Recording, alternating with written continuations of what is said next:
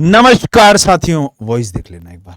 हाँ, नहीं, नमस्कार साथियों, कैसे हैं आप सभी लोग। मैं आज आप सभी लोग के समक्ष, ये म्यूट कर देना, आप लोग के समक्ष एक बहुत अच्छी वीडियो लेकर आ गया हूं। अच्छी मैंने इसलिए बोला बिकॉज आप में से बहुत सारे स्टूडेंट्स ऐसे हैं जो रोज मुझसे पूछते हैं कमेंट करके।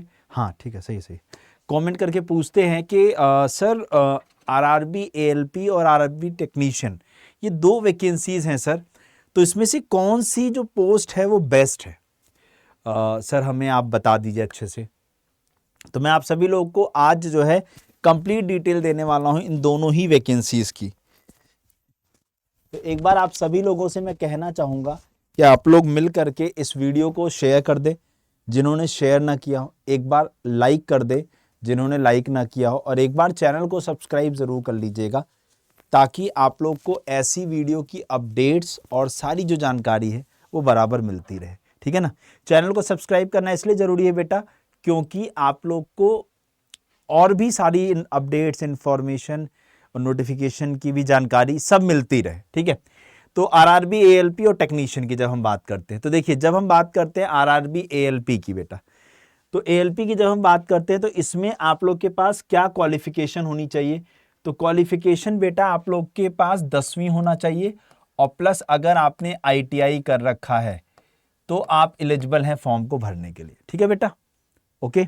या आप लोगों ने अप्रेंटिसशिप कर रखा हो, हाँ तो आप भर सकते हो। और या आपने बीटेक कर रखा हो, बीटेक कर रखा हो, तो आप एलिजिबल हो इस फॉर्म को भरने के लिए।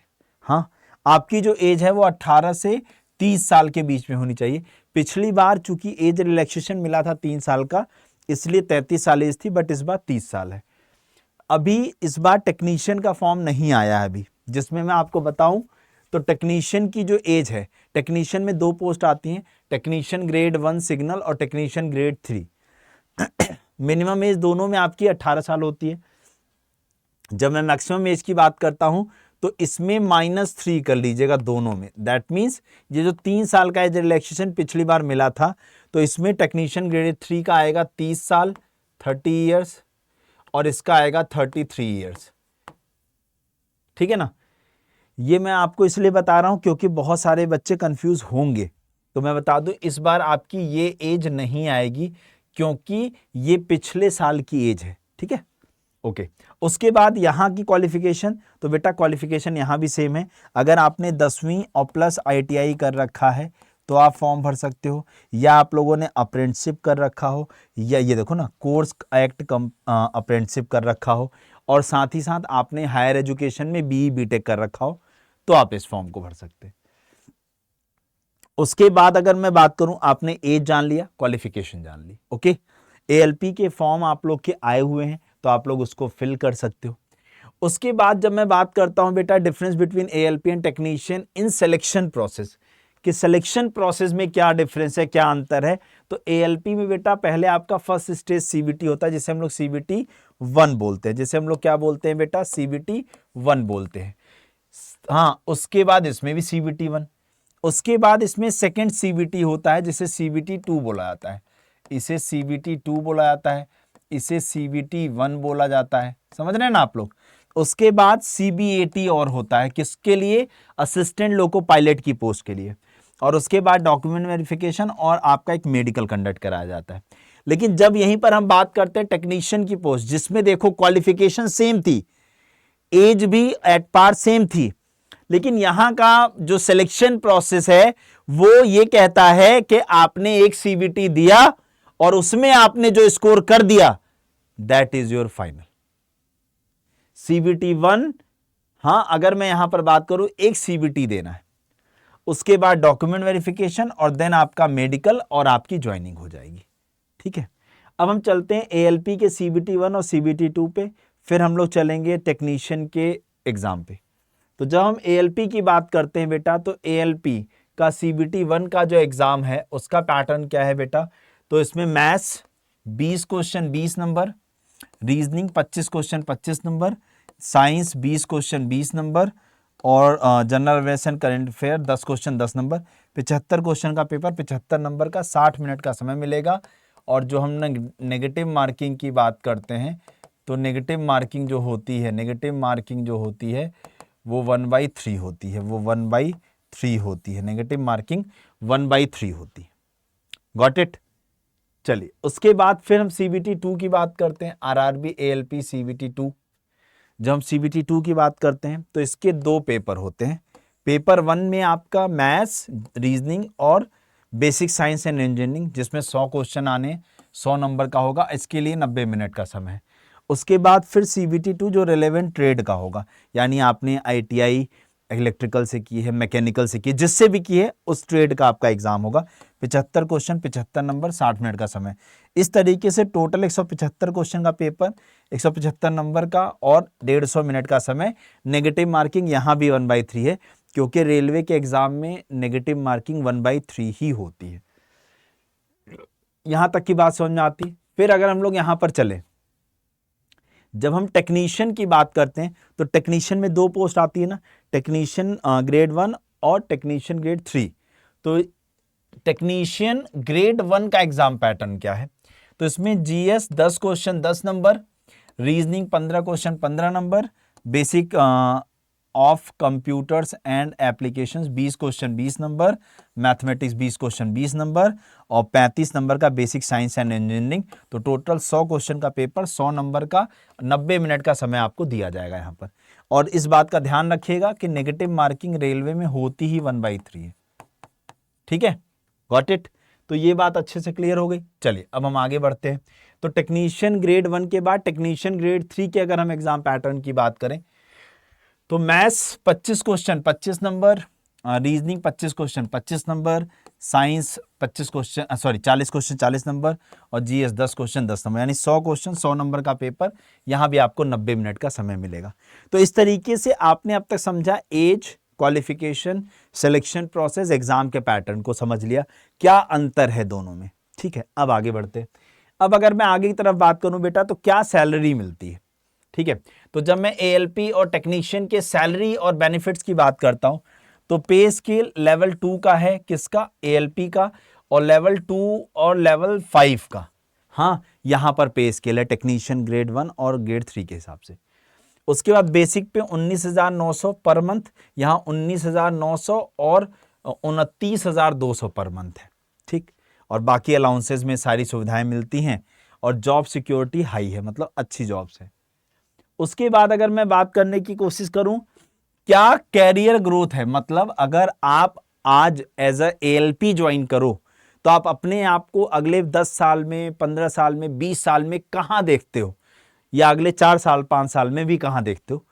तो जब आप लोग यहां पर loco pilot, assistant loco pilot की बात करूं तो loco pilot goods operate goods train, goods train का मतलब होता है मालगाड़ी।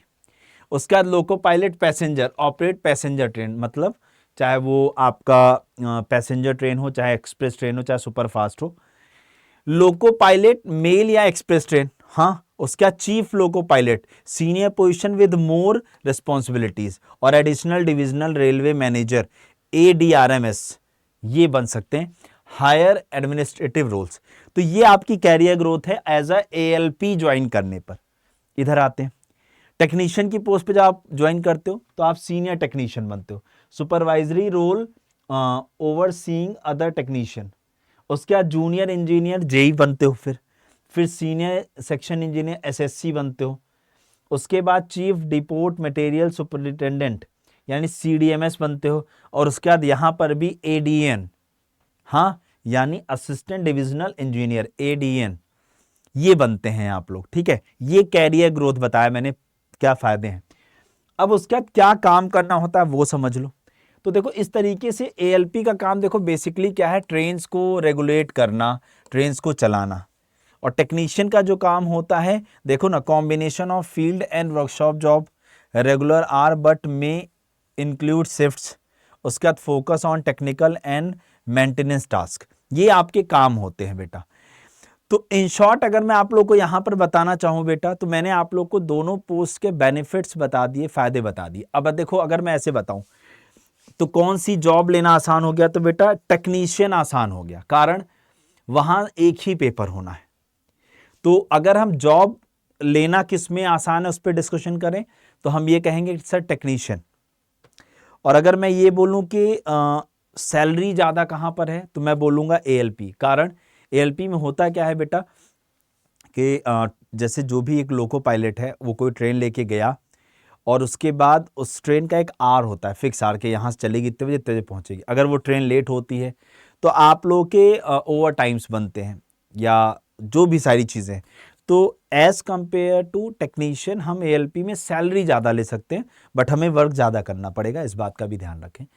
तो मैंने आपको दोनों के फ़ायदे, दोनों की सारी डिटेल बता दी, कैरियर ग्रोथ बता दिया, सब कुछ बता दिया, ठीक है। अब आप ये डिसाइड करो कि आपको किसके लिए तैयारी करनी है। अगर आपको एक एग्जाम देना है तो बट ऑब्वियस एक एग्जाम होगा तो कट ऑफ हाई होगी।